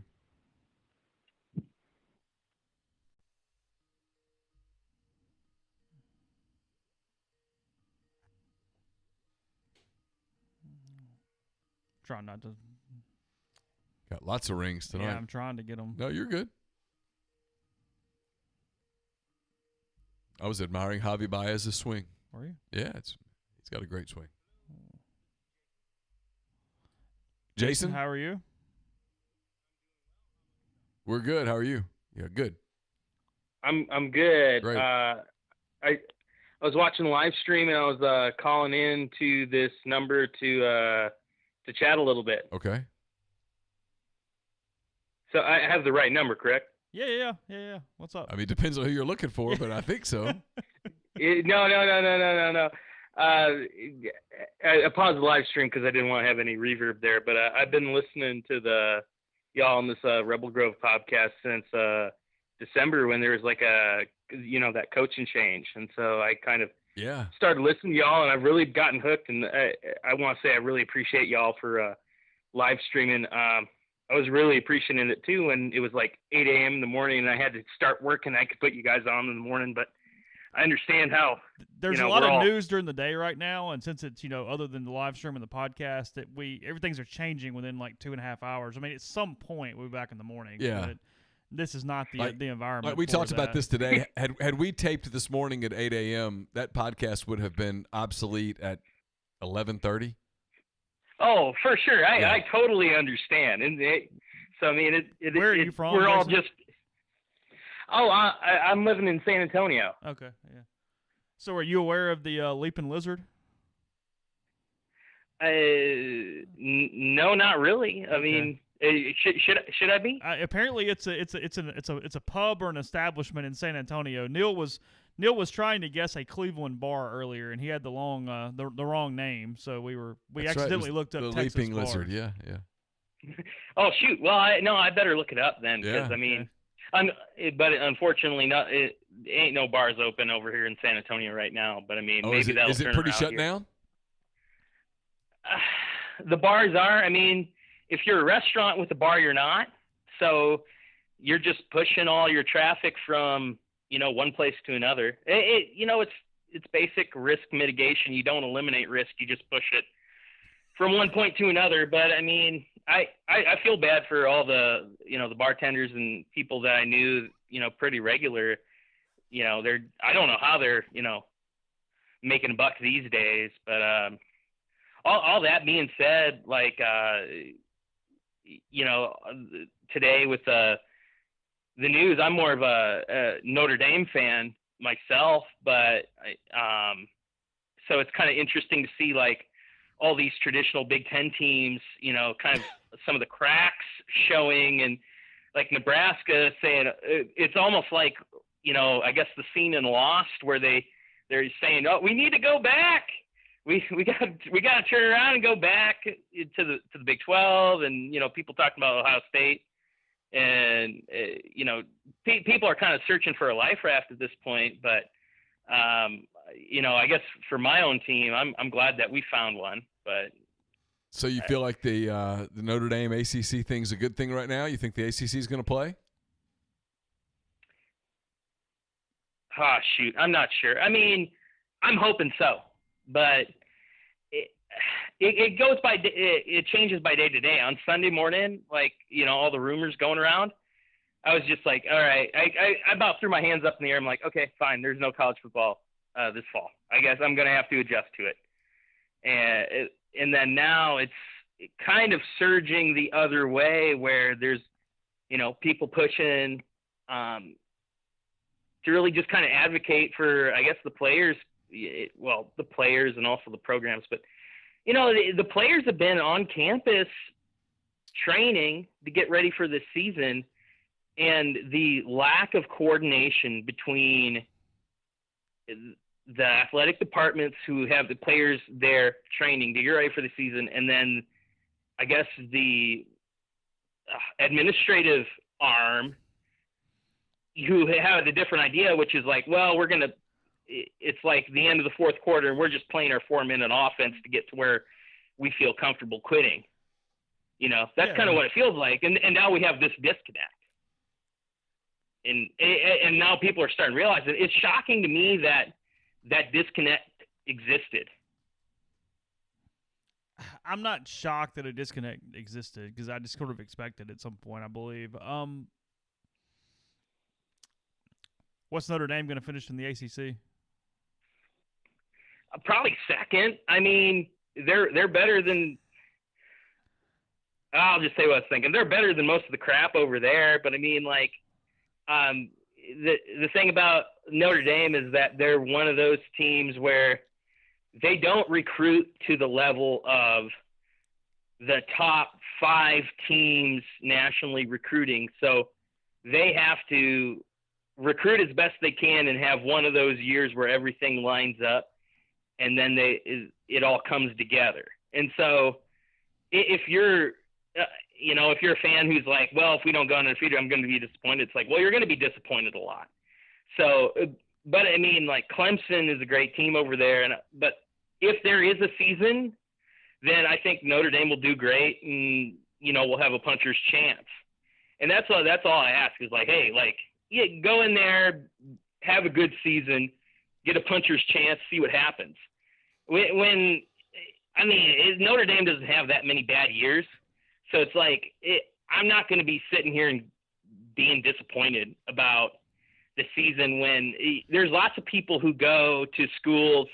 It's like I have a good buddy of mine who I met in Houston when I first moved down to Texas. He's a Mississippi State alum. Uh-huh. And so I was talking to him, and he's like, well, at this point I'm kind of financially committed to being a Bulldog fan. So, it's like, I spent this much money. I'm a Bulldog fan. If we go 8-4, or if we go, 4-8, that's just the way it goes.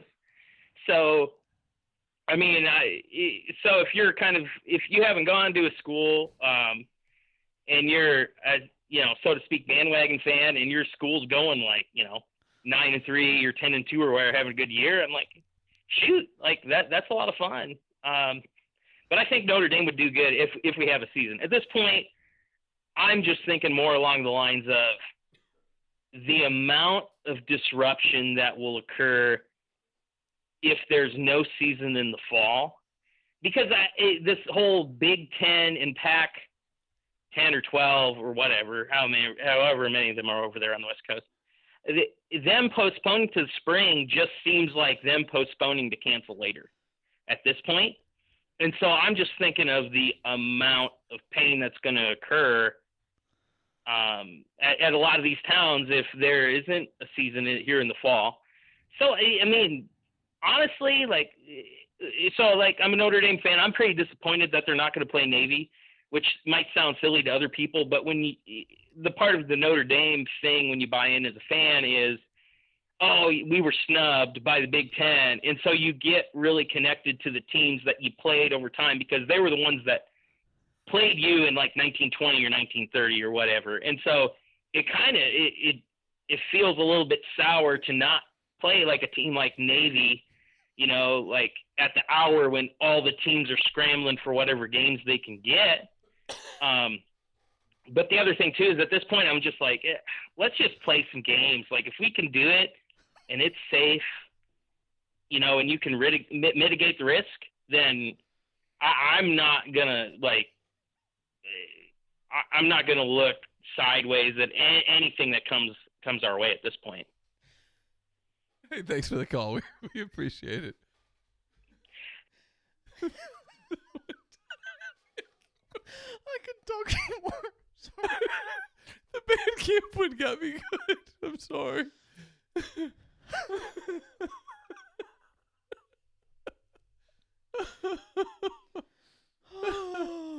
Oh God. I'm going to hell. You're doing what? I'm going to hell.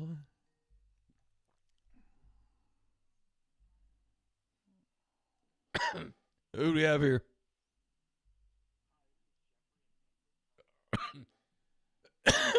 Hello, Jeffrey. How are you? How'd that wine go down, buddy? Wrong spot. What are you drinking? I don't know. Pinot. Cloudling? Is it? Cloudline? Cloudline. Yep. Okay. See, it's a play on Cloud 9. You see what they did there? There you go. But it's all one word. So what do you think? So I guess this is my big question. As you have pointed out time and time again, what changed? Because the Big Ten released a schedule last week, and I'm done with this BS about, I forget, but the heart condition that can occur with any. Yes, thank you. You nailed it. There were papers that were written back in March. This is not new information. Even further, Kevin Warren essentially admitted that wasn't a deciding factor. So my question is, what changed? Because I don't know. I'd love to know. And if you're a player or a coach in that Big Ten, you have to ask that question. You got to have that answer. All right. I got my tinfoil hat on. You ready? Sure. All right. Put the oven mitts on, boys. What is the conference that is of the Power 5 conferences? What are the 2 conferences that are most aligned with guarding the game? Pac-12, Big Ten. Well, geographically, what's the closest one? Indianapolis is where the championship game is? Yeah. All right. But now that's a little more but go ahead. What did the NCAA just spend basically 7 months going to Congress, arguing? Oh no! I know where you're going, and I do think you're potentially onto something here. I do think, especially in the Pac-12, I do think that when the Pac-12 players came out with that incredibly ridiculous ASK, not ASS, ASK. When they came out with that, there's no question to me that pushed the Pac-12 to this isn't worth it. Correct, and by all accounts, the Pac-12 had for instance, when the Big Ten made the announcement official, if the Pac-12 could have optically just been able to essentially tag theirs on to the Big Ten statement, they would have. They did the professional thing and waited a good solid, I believe, 90 minutes before they made it official. And I know everyone wants to say that I don't think this is being – I have the ability to think that not everything's so black and white and that it's just all one – this is all based on one thing. But I'm sorry, if you're asking me to believe that this decision was made entirely based upon health concerns, there's no way I buy this. No, I don't buy that either. But I don't. I watched what Kevin Warren said today. But I don't think Ohio State, Michigan State, some of these Penn State. I don't think Wisconsin. I don't think these programs just roll over and play dead based on some NCAA stuff. I don't. I don't buy that. Okay, but guess who does? Okay, I agree with you in terms of the athletics department, in terms of the coaches, in terms of all that. I completely agree with you. But you know who does roll over and play dead? It's the people that are the representatives for the NCAA, the university presidents. Yeah, maybe you're right. I just don't know. I buy it on the Pac-12 faster than I buy it on the Big Ten. There's so much money to be made and lost. I mean, like you see Wisconsin the other day that came out and said, we lose Wisconsin just signed off on $100 million loss today. Listen, $100 million.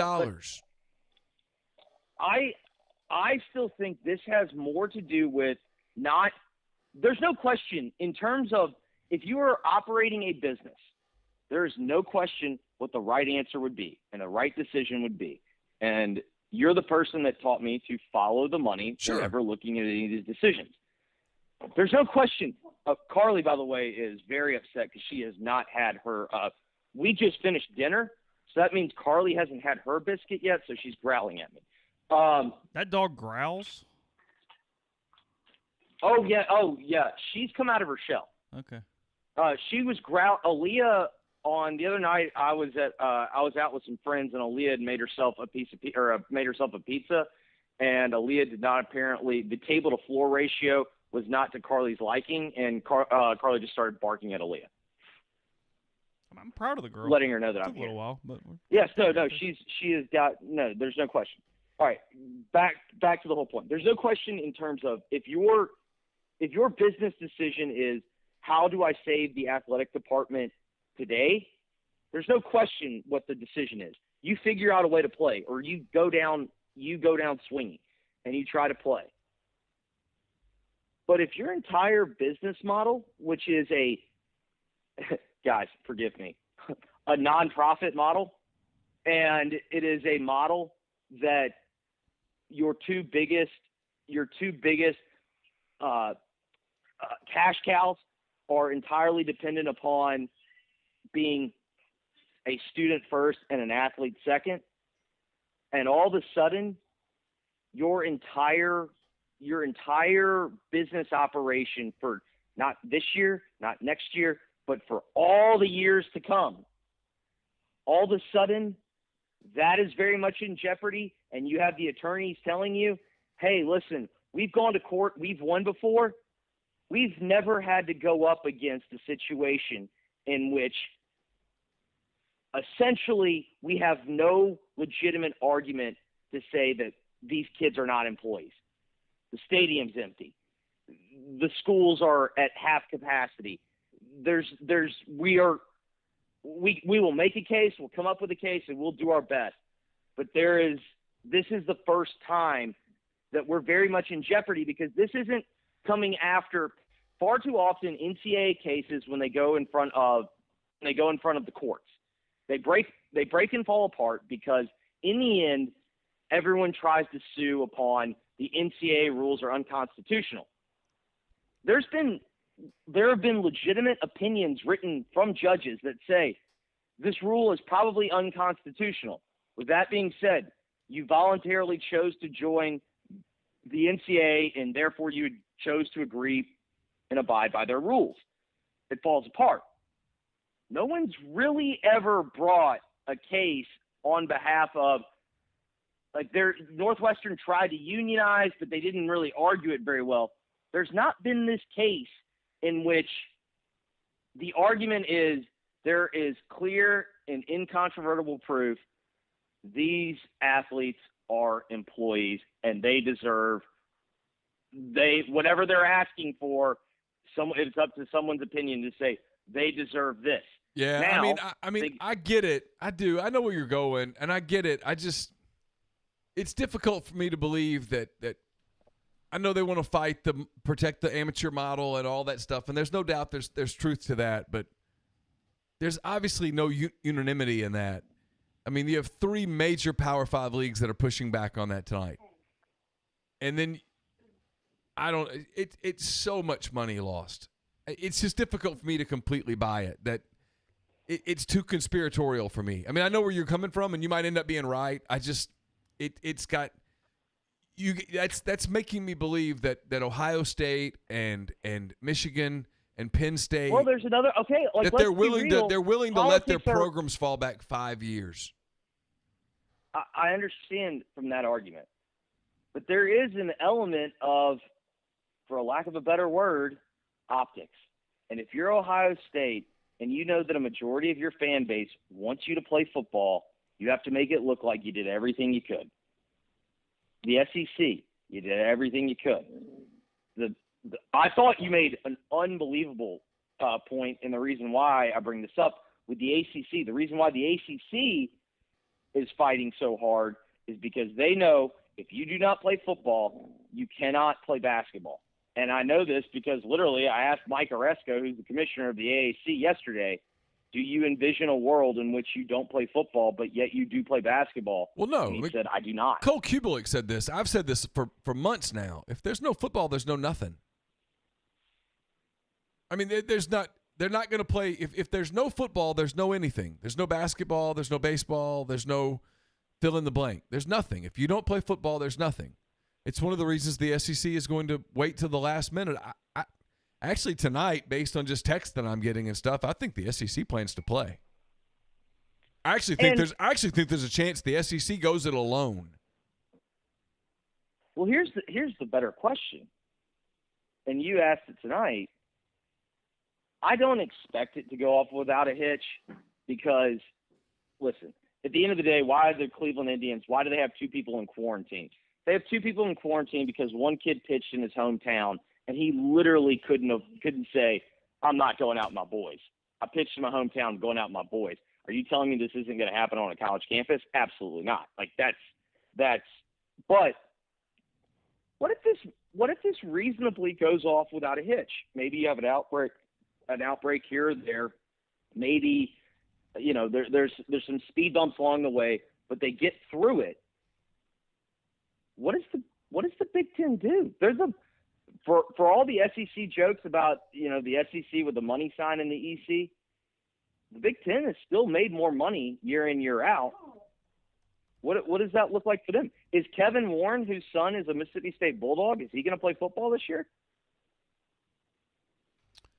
They said something about they were going to have a family meeting about some of that stuff. It's a weird look if his son plays at Mississippi State and the school that he represents doesn't play football because it's, quote, not safe. Yeah.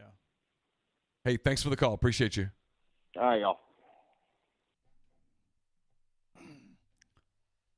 I forgot Warren was there. I knew he played, but I forgot the state. That's right. It's a weird look. If you tell people that it's not safe to play and then it's safe for your son to play. My brother gave us $10. Thank you, Ryan. Appreciate that. Paying you for you to use his job, profession. We should have Ryan to call in. How's it going? Hey, boys, y'all coming in on a night I'm not expecting.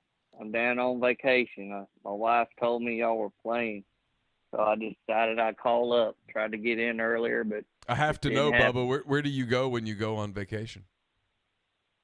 I'm in Orange Beach. Orange Beach. Went to Tacky Jack's tonight, then went to the floor. Blame, I've been drinking about 4 hours now, and came back and just kind of sitting back and relaxing. How was everything on the beach today? It was hotter than Hades. The only good thing is I just kind of saw all this stuff come in and just kind of sitting around. You know how it goes. Yeah. Do you get in the water or do you go up to the pool?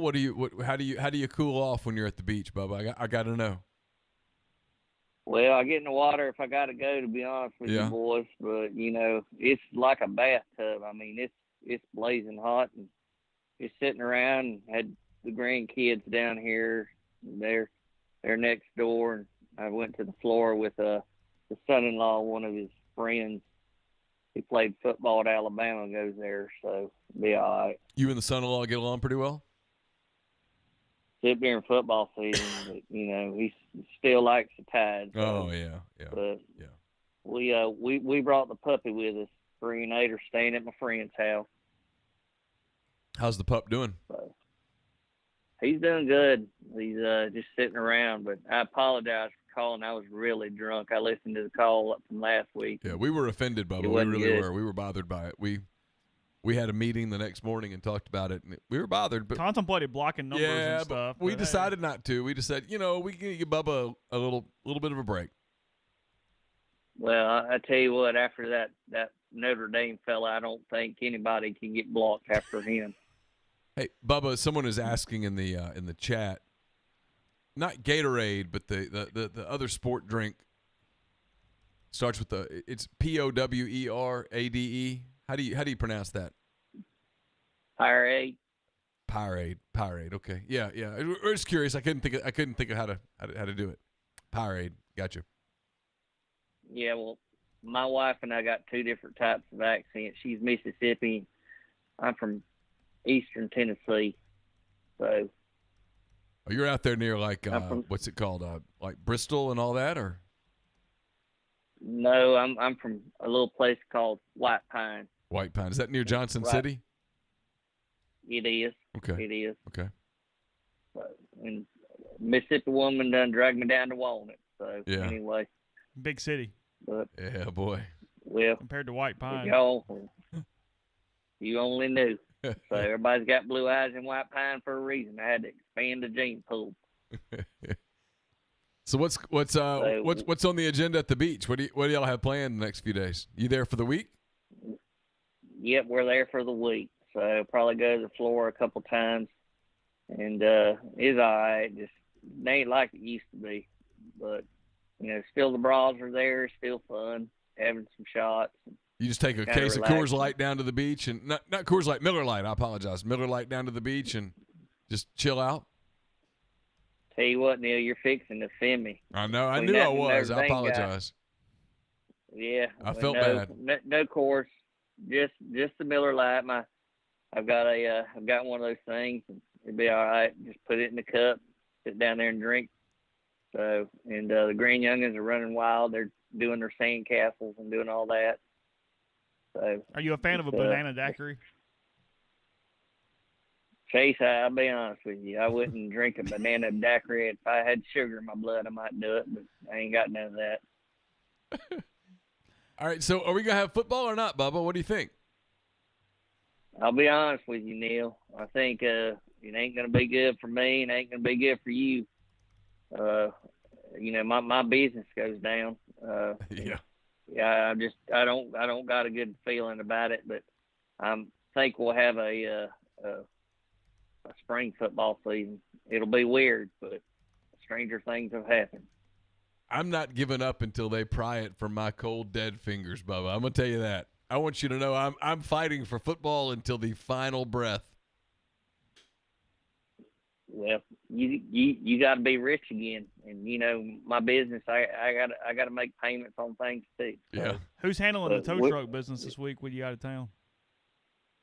I got two of my buddies that take up the slack. We always do it for each other. I always go on vacation this time of year. I like August. When it's hot as absolutely like. Well, that's when the grandyoungins are out of school. Yep. So, I prefer to go to the mountains this time of year, but my wife likes Orange Beach. So, it'll be all right. And I was sitting with the boys. You could go with Jay next time. Yeah. Well, I don't know. Y'all can go to Gatlinburg. I tell you what. Yeah, that's a nice place. It's a little too touristy for me, to be honest with you. So, but as opposed to Orange Beach. Hey, man. All I do is sit. Hey, I'll say. Well, you got a point, Neal, but thanks, Bubba. Gatlinburg don't have the Floribama. Gatlinburg ain't got the floor. You can only watch so much saltwater taffy being made up there before you get a little tired of it. Well, I think the problem is I'm not very far from there. There are too many people I know there. I like going to the Florida, man. It's my favorite. So, but anyway, it's all good. Yeah, it's all good. Sure. You boys have a good night between this. And I told my wife, I said, Harris got VP today, and SEC football's still going. All the others are. I said, something good's got to break. I swear, 2020's just been one of those years. She said to me, "Well, you ain't thrown a rod in one of the trucks." No, I haven't, but I'm sure something's going to happen. So, but Neal, you said your dog's name was Miller, and I'll tell you this: this Boykin is one of the best puppies I've ever had. He was out swimming today with the grandyoungins and trying to go into the waves. Well, good for him. But anyway. Well, don't let anything happen to Miller the dog, Bubba. Take care of him. Oh, don't. My wife will get rid of me before he gets rid of him, Neal. I understand. Well, you boys have a nice night, and I appreciate you taking my call. Absolutely, Bubba. Thank you, appreciate it. The grand youngins. Got it in before the night was over. Cole says 2020 is the 4th and 25 of years. It does suck. I'm just going to tell you, every year I do the year in review thing. I'm not doing it this year. I'm just going to go ahead and tell you that my year in review is just going to be 2 words. It sucked. Yeah, really, what are the 10 best moments? Yeah, there are no 10 best moments. It's the best moment will be it ended. Who are we talking to? It's Jeff from deep South Texas. What's that? One more time. Jeff from deep South Texas. Oh, how you doing? I'm doing all right. I got a couple of questions for you. Sure. First one, the schedule that they sent out, it's kind of like the NFL, right? They had the home team and they had the away team, but they didn't have any dates. Yeah. So it's like, okay, how's this all going to fall out? Well, one thing I've been hearing down here from the A&M fan base that's just crawling all over down here is that they're going to take the schedule maybe and invert it in case this COVID stuff starts hitting later on, like in October, November. So like State will play Ole Miss like week 1 or 2 and kind of like that, Alabama and Auburn and all that. What do you think about something like that happening? Have you heard anything about that? Yeah, the rumor I've heard for a while is that Ole Miss was going to open with Mississippi State. They talked about playing, I believe at least we've heard that there's potential of playing all your division opponents first before you branch out into the opposite side. I was wondering because since they didn't release any any dates and everything, my son and I were thinking about coming up for the Alabama game before all this stuff started, and then we were going to try and catch the NASCAR race, the following day over in Alabama, and this just screwed everything up. So I was just kind of wondering. Yeah, I think more than anything, they're just, they did the thing last week with here's who your additional opponents are or whatever. Supposedly the original plan, and tomorrow's Wednesday, the original plan was tomorrow was going to be the day they were going to release the schedule. I have a feeling that all of this stuff has kind of pushed that back. And as of right now, if you were to play games, the games would be played with no fans. So there's not a real impetus to put a schedule out so that fans can make plans to attend a game that fans aren't going to be able to attend. Now, that could obviously change between now and 1st of October or whatnot, but